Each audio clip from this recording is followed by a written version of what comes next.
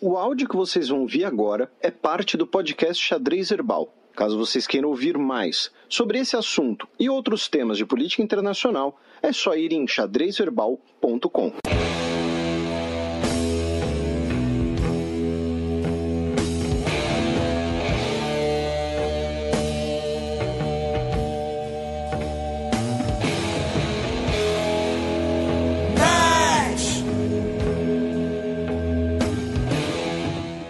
Al-Shabaab detona carro-bomba e mata ao menos 16 em Mogadishu, capital da Somália.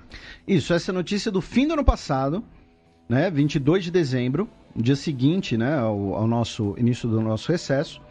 Tivemos pelo menos 16 mortos num checkpoint militar em Mogadishu e pelo menos 20 feridos, tá?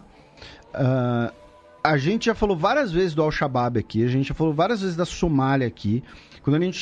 Quando teve aquele grande atentado em Mogadishu, a gente falou do assunto, com um programa focado nesse assunto. Esse bloco sobre a África, ele está, digamos assim, dividido em 3 vetores, tá? Não é nem cronológico, nem regional. É terrorismo, questões políticas e outras questões, tá?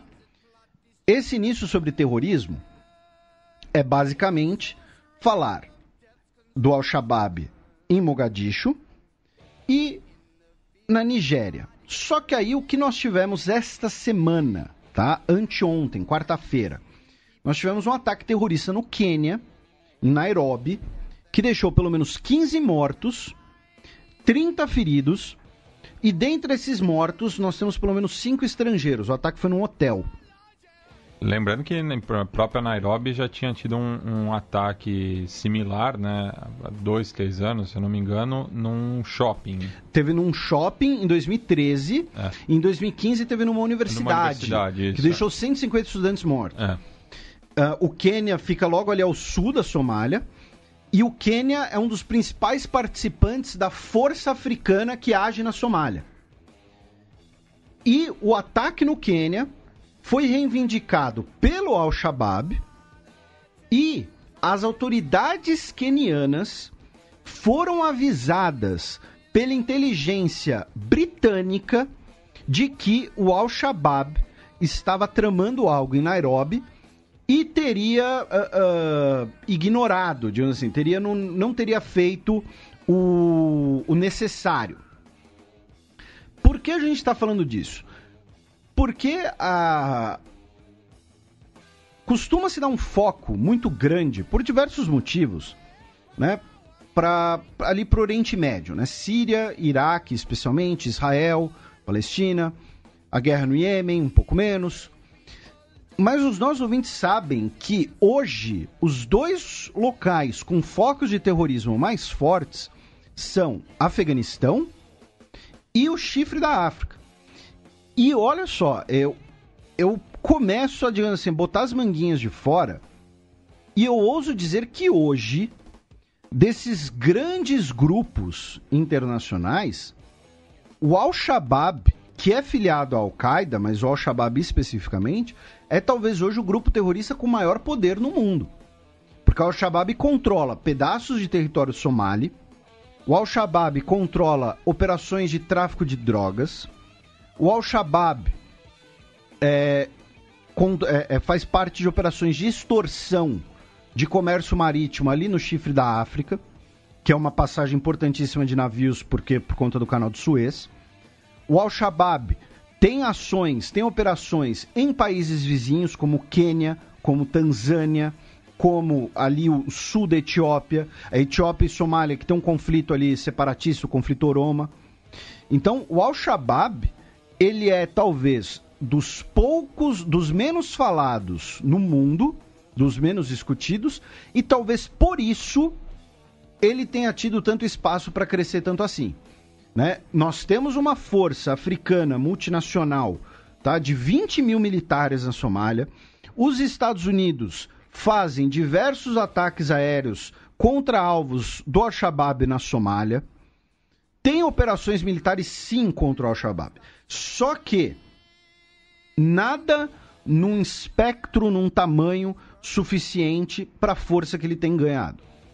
E a Somália, ela é talvez o grande desafio da comunidade internacional, porque a Somália, desde o final dos anos 80, né, desde o final dos anos 70, desculpem, ela vive um cenário de guerra civil que é agravado por warlords, por falência estatal, por problemas de distribuição de alimentos, secas, né? Então, assim, inclusive a gente já comentou isso aqui, Somália, infelizmente, mas de forma, né, talvez, não vou dizer compreensiva, mas dá para entender o porquê, né? Somália, no mundo do futebol, se tornou um apelido comum para qualquer atleta negro que seja muito magro.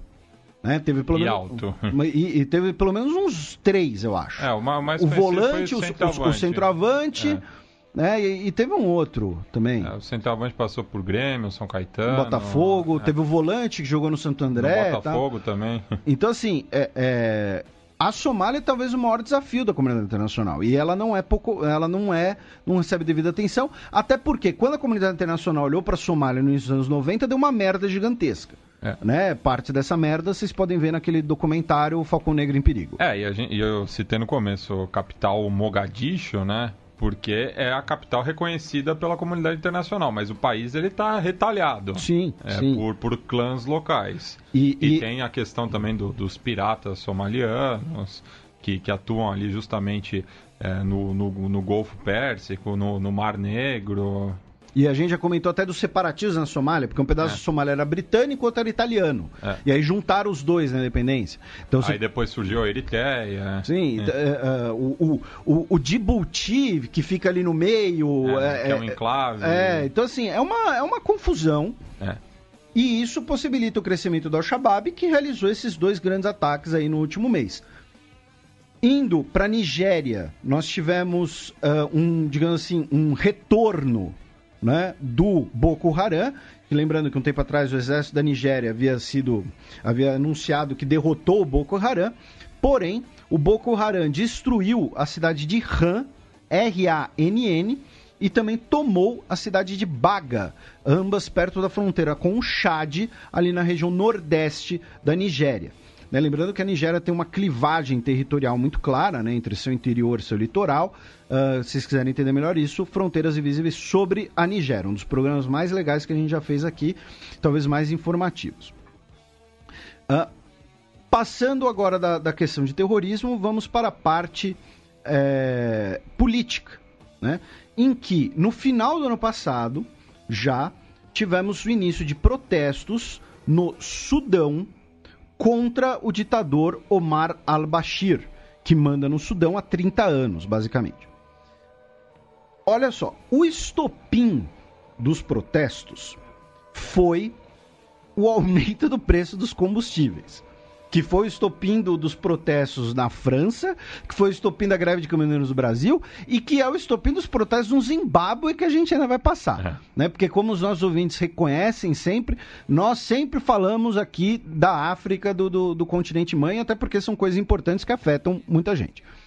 Então, começaram os protestos no fim do ano passado contra o governo sudanês e os protestos estão rolando até agora. A diferença é que os protestos têm aumentado em proporção à repressão. Tropas sudanesas... É massa de bolo. Quando você mais bate, maior ela fica. Nunca tinha ouvido essa. As tropas sudanesas, elas estavam reprimindo com gás lacrimogênio, bala de borracha, porém, no último protesto, foram usados balas de verdade que mataram pelo menos 2 pessoas, sendo uma delas uma criança, tá? Então, a repressão está aumentando. E aí o que acontece? Em relação ao Sudão, nós temos uma questão muito importante, que é o seguinte. Por que a gente está falando do Sudão? Qual a importância do Sudão? O Sudão é um país produtor de petróleo, é um país que controla boa parte ali do Rio Nilo, né? E nós tivemos aquele programa sobre o Rio Nilo no início do ano passado. E nós temos, dentro dessa questão do petróleo, um papel muito grande da China na economia do Sudão. E a China, né, o Sudão, ele vende o seu petróleo por armas, por dinheiro, e também troca por armas, tá? Então, assim, inclusive, queria aqui mandar um abraço para nosso ouvinte Irene Vidagala, que, diplomata, que, inclusive, eu falei, a China paga o petróleo com armas. Fica parecendo que o Sudão ali digamos assim, é um bobão que recebe as armas dos outros, como se não fosse parte do interesse sudanês. Né? E ela fez essa observação, fez de forma bastante educada, inclusive, e manda aqui um abraço para ela. E aí, o Sudão... Por que eu estou falando tanto da China? Né? Porque é uma situação que talvez possa ser parecida com o Zimbábue. A China, que pode ser o fiel de uma balança, em virar para o Omar Bashir e falar, China, Omar, pode reprimir os caras aí que nós garante. Você vai ficar aí no poder, a gente vai continuar comprando seu petróleo. Ou então ele vai falar, olha, Omar, 30 anos já deu, tá pegando mal, entendeu? Sai daí. E aí a China, né, aquela coisa, mudar para tudo continuar igual. Outra importância vai ser de ações do Egito, se o Egito decidir intervir, né? O Egito e o Sudão têm ligações históricas muito grandes, uma aliança política, inclusive. E por que o Egito poderia intervir? Porque se o Sudão começar a entrar num clima que de protestos vá para uma guerra civil, aí diversas facções terroristas da Líbia e do Chad vão querer se aproveitar disso, né? E não são exatamente as fronteiras mais vigiadas do mundo. E tem uma questão também, assim, para a comunidade islâmica, né? Que é uma aproximação do Sudão de Israel, né? Sim, recentemente a gente teve essa visita. Então, os protestos no Sudão contra Omar Bashir, como eu disse, começaram por conta do preço do combustível. E aí o preço do combustível levou ao aumento do preço de todos os víveres, né? Porque vamos lembrar, o preço do combustível costuma afetar o preço de todas as outras coisas. Porque o cara que produz pão, por exemplo, né, para a farinha de trigo chegar na padaria, ela vem de caminhão.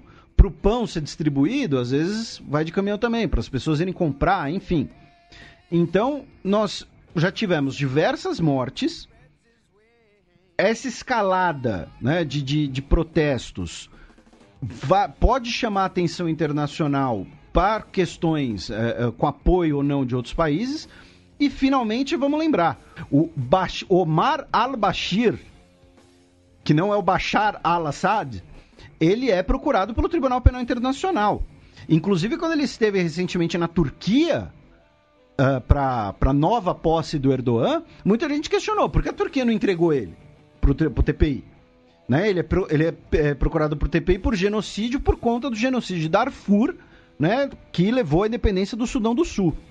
Então, a coisa é bastante complexa. Se quiserem, por exemplo, usar a justificativa de que ele é procurado pelo TPI e aí entregam ele, derrubam ele, pode usar também.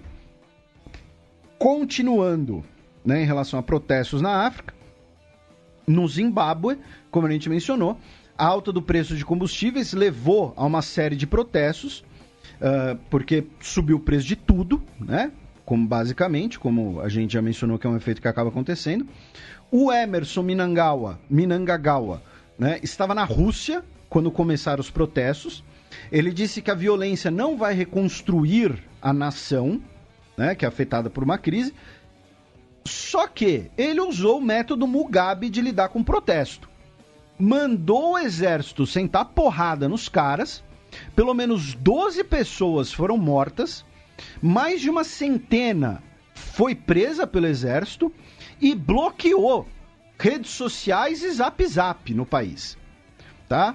Estão bloqueados acesso a Zap e redes sociais no Zimbábue.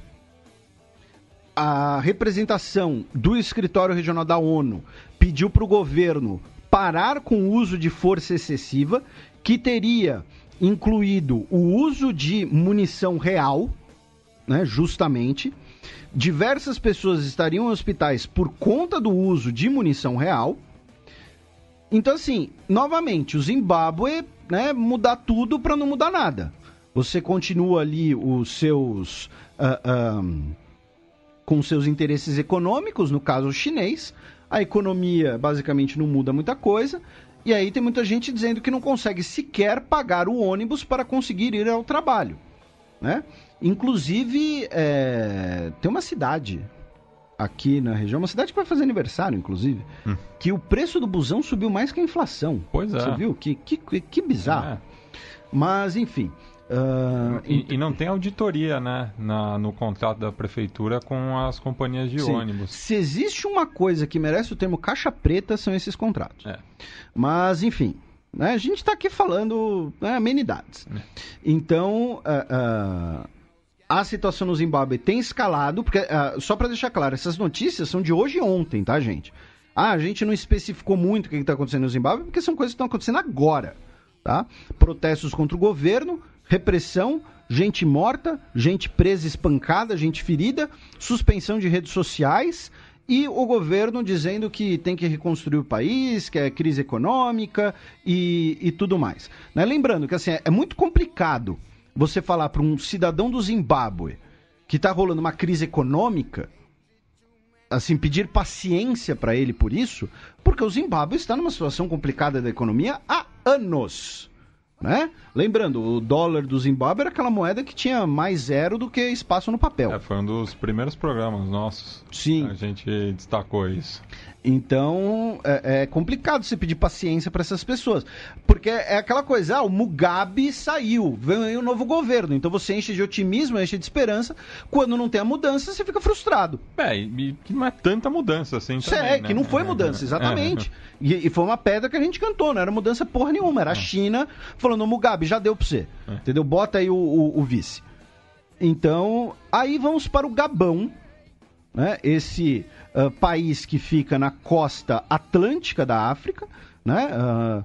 Eu não sei se é o país, não é o país mais perto do Brasil, mas é um dos mais perto, eu acho. É que isso varia muito, né? Por conta ali do Nordeste, né? Porque tem a questão do ponto mais... Próximo da África. Próximo da África, mas aí tem a questão da distância em si.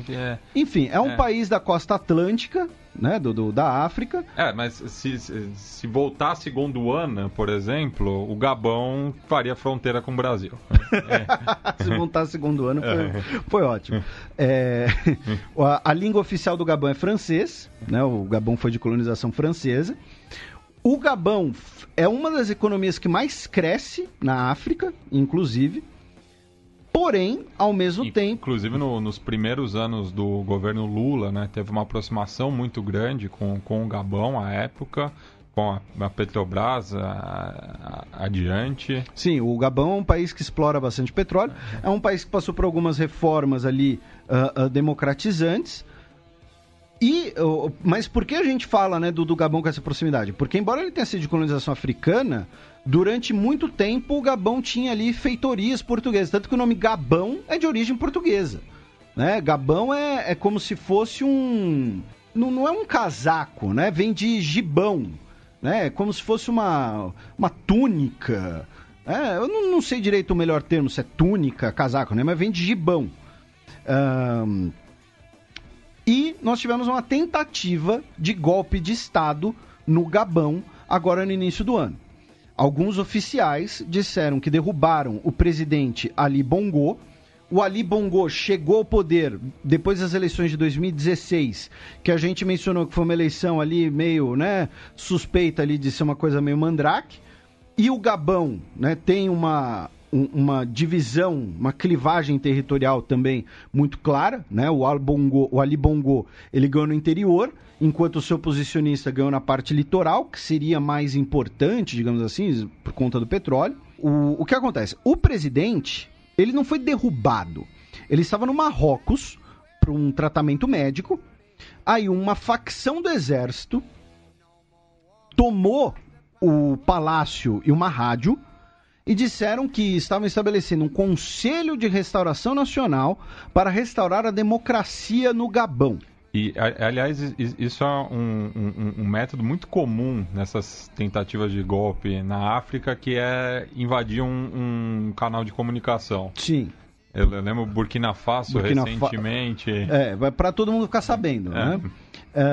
Aí, nós tivemos o presidente lá do Marrocos apontando o Julien Nkoge Bekale como o novo primeiro-ministro do Gabão. Ele assumiu dia 12 de janeiro. Ele foi apontado como um primeiro-ministro ali, digamos assim, emergencial, como uma espécie assim de representante do presidente que continua no Marrocos. O anúncio foi feito de Rabat. Eu não sei qual é o problema de saúde que o Ali Bongo tem, para ser sincero. E tem uma coincidência aí, porque o pai dele, né, o El Hadji Omar Bongo, morreu durante um tratamento na Espanha, né, um pouco ao norte, em 2009. Então ele assumiu o poder desde então. E o pai dele estava no poder desde 67. O Gabão, ele, como eu mencionei, ele passou por algumas reformas democratizantes, mas historicamente não é exatamente, né, um governo, né, muita variação. E no caso do pai foi um tratamento de câncer. E aí, tropas leais ao governo cercaram, né, a rádio, onde estavam os golpistas, a Rádio Television Gabonese, né, Rádio e Televisão do Gabão, imagino traduzindo. Que seja a imprensa oficial. Estatal, alguma coisa assim. Só para deixar claro, a notícia aqui do The Guardian coloca assim, eu comi mosca. O Bongo, ele sofreu um AVC em outubro, então ele está passando tratamento por isso, e ele está, desde o final do ano passado, no Marrocos, ou seja, estaria ali numa ausência já quase de 1 mês e meio, mais ou menos. Enfim, cercaram ali a Rádio Televisão Gabonese, 2 golpistas morreram e 8 foram detidos. Então, assim, teoricamente, o Ali Bongo continua presidente do Gabão. Ele apontou ali um primeiro-ministro que vai ser uma espécie de seu representante. Esse primeiro-ministro, inclusive, ele foi ministro da indústria do petróleo. Tá? Porque assim, é um país presidencialista. O primeiro-ministro, teoricamente, não é um cargo, digamos assim, de muito poder. É um cargo muito mais de... como a gente já mencionou, é que nem o cargo de premier na Rússia. É um cara que auxilia o presidente. É uma espécie de ministro-chefe da Casa Civil. Que atualmente no Brasil é o Onyx Lorenzoni. Enfim, é um cara que assessora ali o presidente. Nesse caso foi apontado o Julien, que vai ser um homem de confiança do presidente Ali Bongo, e principalmente, basicamente todos os outros países condenaram essa tentativa de golpe, incluindo a França. Né? E a opinião da França é importante, por quê? Porque a moeda do Gabão é o franco africano. Ou seja, é aquela coisa que a gente já mencionou como, inclusive, uma ferramenta imperialista, de certo modo, neocolonialista, que a moeda de vários países africanos e a colonização francesa é vinculada ao Banco Central francês. E tem a comunidade franco-africana também. Sim. Então, assim, o Gabão, por exemplo, e outros países que fazem parte disso, não tem uma autonomia monetária. Então, quando, por exemplo, o ministro brasileiro da Fazenda, né, que agora é ministro da Economia, fala, vamos desvalorizar o câmbio, vamos valorizar o câmbio, eles não têm essa autonomia. Quem determina o valor da moeda deles é Paris. A França condenou e a Nigéria, né, que ali perto, também condenou, a União Africana condenou. Então, acabou não dando em nada, porém tivemos essa tentativa de golpe no Gabão e fica, assim, para mim fica a atenção que se o Ali Bongo está com um problema grave de saúde, está ausente do país há tanto tempo, isso em algum momento pode gerar uma crise sucessória, de fato. E aí a gente, né, pode, não que vá ser resolvida necessariamente pela força, mas vamos ver aí o que pode acontecer no futuro próximo do Gabão. E aí, antes da gente ir para outras notícias, a gente vai para a treta política africana recente, que é... É recente, mas não... Recente ocorrendo, né? Ocorrendo, num espaço de, vamos dizer, média duração. Sim, ele está rolando, inclusive, nesse momento. Que é as eleições da República Democrática do Congo. Né? Lembrando, a República Democrática do Congo é o Congo grande, é o Congo que era o Zaire. O antigo Congo belga. Cara, eles podiam um dos dois trocar de nome, vai. Eu sei que é o nome do rio, o rio banha os dois países, né? Então, República do Congo, República Democrática do Congo. Mas, porra, um dos dois vira, sei lá, República de São Luís do Paraitinga, entendeu? Você foi pra São Luís? Não fui, mas porque é um nome muito diferente, porque ele junta um nome católico com o nome indígena, entendeu? É engraçado. Curioso. É o sincretismo brasileiro. Mas, enfim, nós tivemos eleições no Congo, na República Democrática do Congo, no dia 30 de dezembro. Os nossos ouvintes vão se lembrar que essas eleições foram adiadas 2 vezes, inclusive com a queima de 8.000 urnas eletrônicas que iam ser usadas, né, para a eleição. Então, para começar, o mandato do Kabila, né, que ainda é, de certo modo, né, o presidente do Congo, ele acabou no dia 20 de dezembro de 2016. Aí iam realizar eleições no final de 2016. Não vai dar para realizar, vamos adiar. Aí adiaram para 2017. Não vai dar para realizar. Aí adiaram de novo para o final de 2018, e aí adiaram por 2 semanas por conta lá do incêndio, tacaram fogo nos depósitos eleitorais. Então, assim, é uma eleição que está com 2 anos de atraso. E só para constar, a gente fez o Fronteiras Invisíveis do Futebol sobre a República Democrática do Congo em 23 de novembro de 2016. Então, o Kabila ainda estava no poder. As eleições ocorreriam no final daquele ano, mas para quem quiser ter um panorama dessa treta antes, tá lá o programa bonitinho.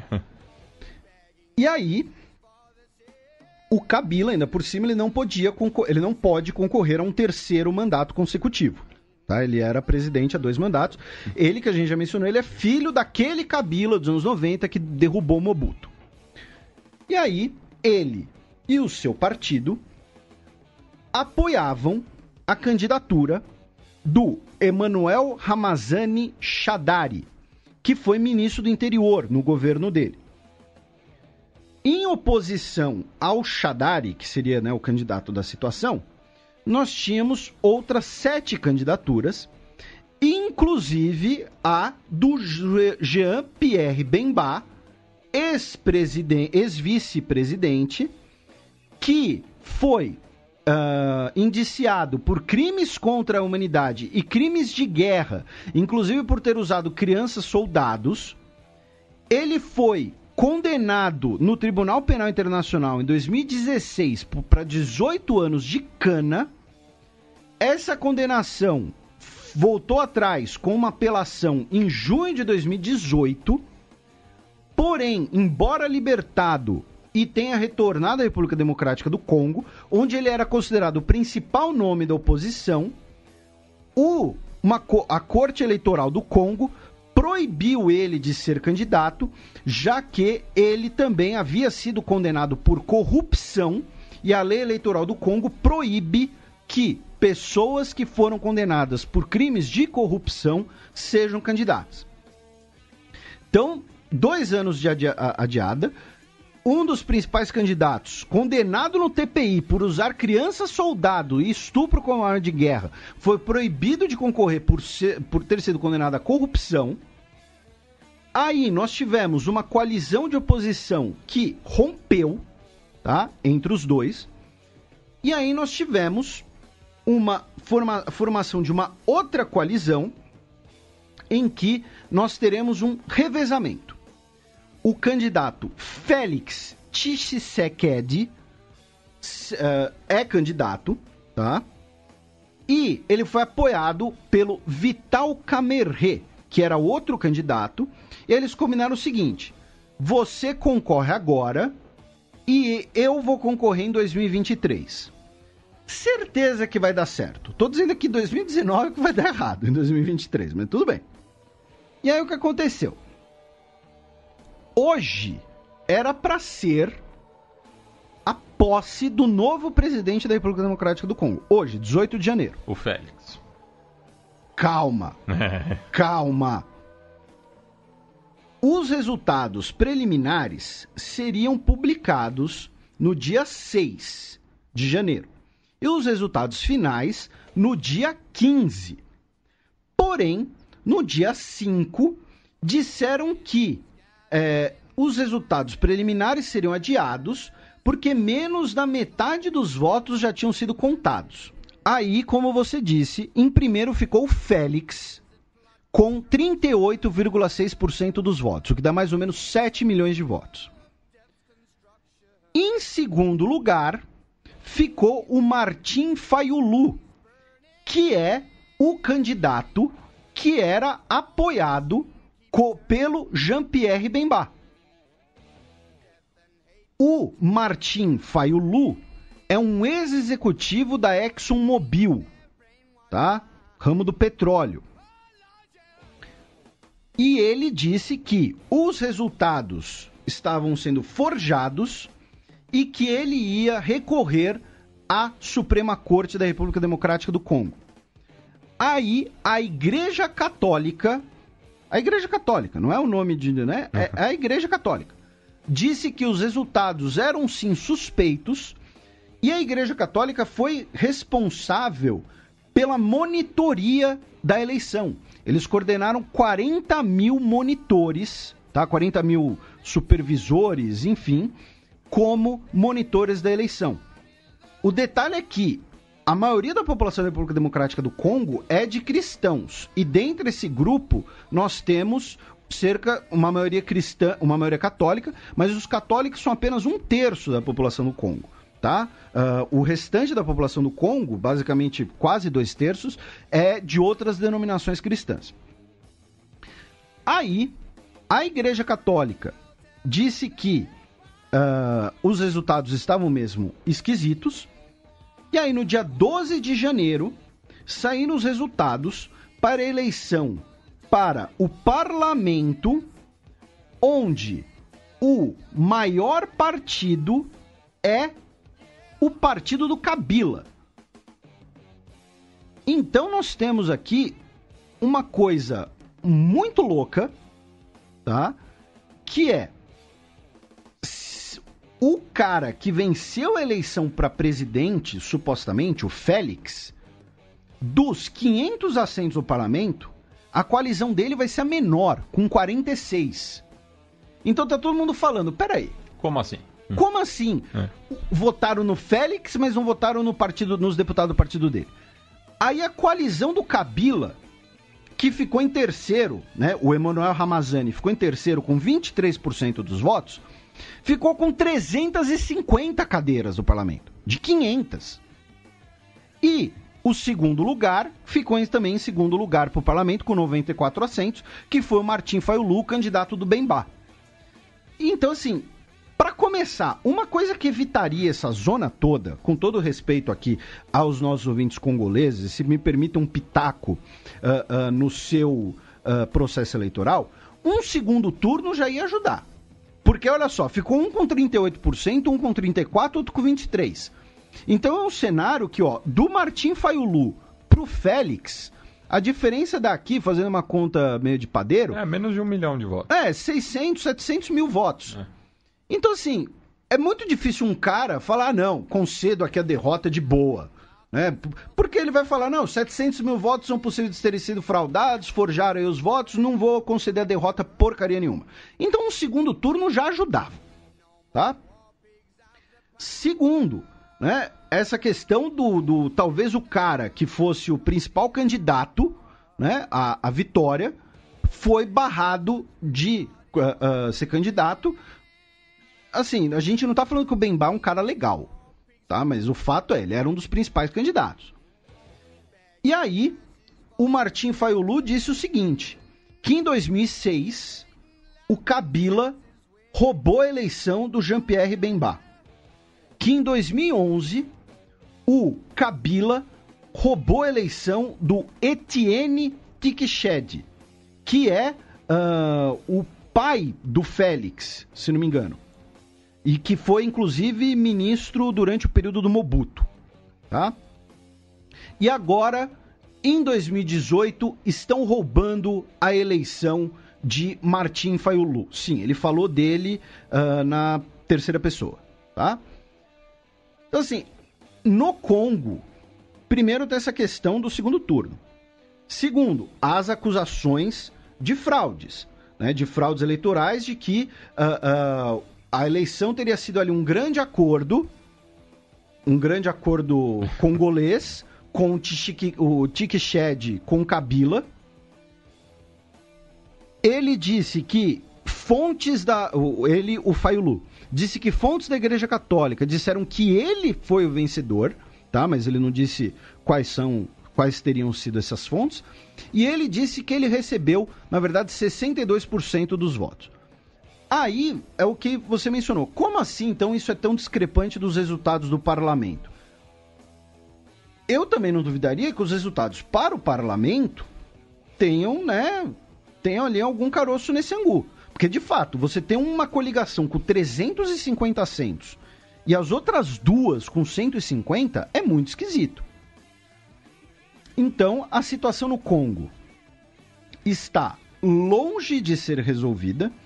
E tem outro detalhe que favorece também essa ideia de eventuais fraudes. Os votos totais foram pouco mais de 18 milhões de votos. Isso dá menos que metade do eleitorado. Ou seja, muita gente talvez não teria ido votar, e aí dessas pessoas que vocês não foram votar, você vai lá e finge que ela votou. Alguém assina lá a lista, forja o voto da pessoa, não temos exatamente como saber. O fato é, as acusações de fraude pelo Martin Fayulu estão crescentes, estão muito fortes, e aí na União Africana pediu que os votos sejam recontados com supervisão internacional. Assim, a União Africana pediu isso, não foi só a igreja, não foi só, enfim, algum dos candidatos. A União Africana pediu, falando, olha, tem que fazer uma recontagem dos votos com supervisão internacional, para ver se teve ou não fraude, tá? De qualquer maneira, o Martin, ele está falando de fraudes na eleição presidencial. Se não mudarem os resultados da eleição para o parlamento, o Kabila vai continuar sendo uma das figuras mais poderosas do país, porque ele vai ter o partido dele, a coalizão dele, vai ter o controle do parlamento, dos 500 assentos, 350 estão na mão dele, do partido dele. Caso não seja revisto também a contagem, né, dos votos para o parlamento. De qualquer jeito, o Congo não teve nunca, na sua história, entre dois governos opositores, uma transição democrática. E aí, o Financial Times, o jornal Financial Times, jogou gasolina na fogueira e disse que tem fotos, tem provas, de que existem duas listas eleitorais, uma verdadeira, que dá a vitória para o Fayulu, com 60% dos votos, e outra forjada. Ambas com resultados distintos, com eleitores distintos, enfim, eles teriam obtido, né, pela reportagem, a planilha dos resultados das urnas do país. E só um detalhe que a gente deixou escapar, Felipe, do turnout, né? Porque 47,5% dos eleitores foram às urnas, né? Então mostra tá aí também uma total descrença com o processo democrático no país. Sim, né? Que facilita até fraudes, né? Porque, o Matias, você vai votar? Não vou. Aí, Matias não vai votar, hein? Alguém vota por ele, hein? Não, e também cabe lembrar a quantidade de refugiados congoleses que tem ao redor do mundo também. Então, assim, a treta no Congo tá longe de ser resolvida e, como eu disse, a União Africana já falou que tem que ter uma recontagem, que tem que segurar aí a onda. Isso é um sinal importante, por quê? Porque a gente já comentou aqui, né, que a União Africana ela busca cada vez mais um protagonismo em temas africanos, para evitar o que ela vê como, às vezes, interferências externas de antigas potências coloniais. E se a União Africana tivesse falado, não, o resultado foi esse mesmo, o Félix é o novo presidente, a situação talvez fosse resolvida mais rápido. Agora eles falaram, não, peraí, tem que fazer aí uma recontagem, o que o Martim tá falando aí tem sentido, entendeu? Então, vamos ver. Né? E aí o Félix seria, né, um testa de ferro para o Kabila continuar com sua influência. Para a gente fechar, 3 notícias. Uma delas é interessante, ainda não assisti, né, o documentário, até porque acho que ele não foi lançado ainda, mas um documentário chamado Cold Case Hammarskjöld. Quem é o Hammarskjöld? É o Dag Hammarskjöld, que era secretário-geral da ONU, e o que o seu avião, entre aspas, caiu no que era, na época, a Rodésia do Norte, atual Zâmbia. Esse incidente, entre aspas, inclusive, é mostrado no filme Jadottville, da Netflix, que é um bom filme, inclusive, tá? Apesar de não ser uma produção muito ambiciosa que nem Beast of No Nation, é um bom filme. Com o Christian Grey lá, o do 500 Tons de 50 Tons de Cinza, eu não lembro o nome dele também. Mas é um bom filme, recomendo. E sobre a crise no Congo. O que acontece? E mais especificamente em Katanga, né? Na província de Katanga, que...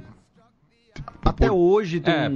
por pressão das companhias mineradoras estrangeiras, buscava a independência, né? Inclusive, um dos candidatos desqualificados na eleição era o Moise Katumbi, que foi governador da província de Katanga, mas ainda é um cisma, um dos muitos cismas, né, da República Democrática do Congo.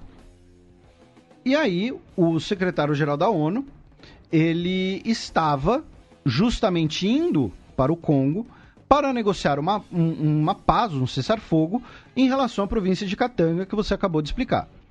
E aí o avião dele caiu. Né? Como a gente menciona, né? Às vezes aviões com autoridades sofrem muito da gravidade. E todo mundo sempre suspeitou que o avião, na verdade, foi abatido, né? Pelos mercenários pró-Bélgica, né, da região de Katanga, pró-Bélgica, pró-mineradoras belgas. Né? Lembrando, a Bélgica foi a grande fiadora da ditadura do Mobutu Sese Seko. Né? E aí, esse documentário, que estava investigando, né, o caso de 1961, por isso que chama Cold Case, a série que inclusive você gostava e já mencionou. E aí acharam um belga chamado Jan van Hissegen. Ele nasceu na Bélgica. Quando a Bélgica foi ocupada pelos nazistas, a sua família fugiu para a Inglaterra. Na Inglaterra, ele foi treinado pela Força Aérea Britânica, pela RAF. Ele casou com uma britânica.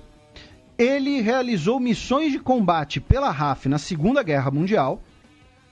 Porém, ao final da guerra, ele ficou desempregado, tal, enfim, estava lá, né, precisando de uma grana. E ele virou um mercenário, um piloto de caça mercenário.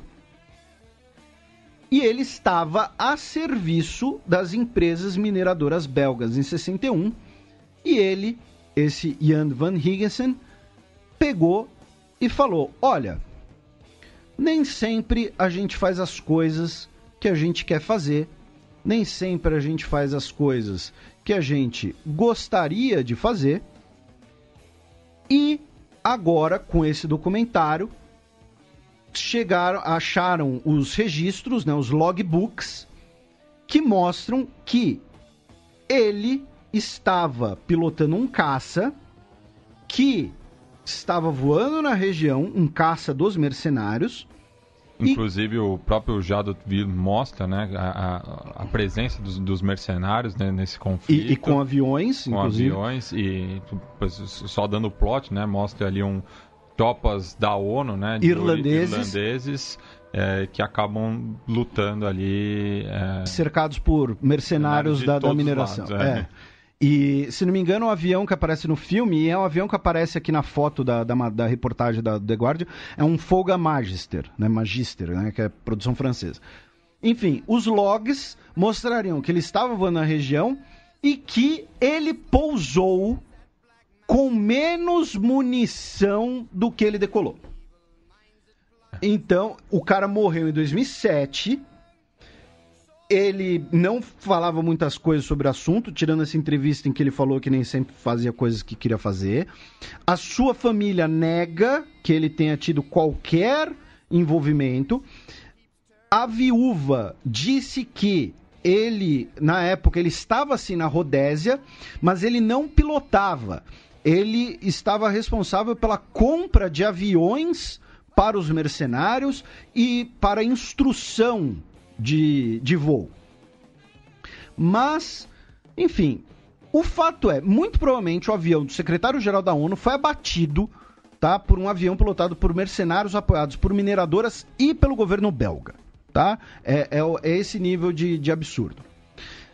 A África do Sul, na África do Sul, né, nós tivemos o provável assassinato do ex-chefe da inteligência de Ruanda, o Patrick Karegeya. Ele morreu na África do Sul no final de 2013. E aí o que acontece? Qual é a discussão atual? Vieram à tona documentos dizendo que ele foi assassinado e que o governo da África do Sul encobertou o assassinato, né, e transformou lá, não, ele morreu ali de causas naturais, engasgou com uma coxinha, um osso de uma coxa de frango e morreu, entendeu? Alguma coisa assim. Mas vieram à tona documentos que a África do Sul acobertou o assassinato do ex-chefe de inteligência de Ruanda. E é curioso, porque assim, o cara era chefe de inteligência de Ruanda, né, nos anos, ali, final dos anos 90 e nos anos 2000. Então, assim, ele devia saber bastante coisa, né, sobre o governo do Kagame, sobre o genocídio, né? Então, assim, é curioso, né, ele ter sido assassinado assim, acobertar o assassinato dele.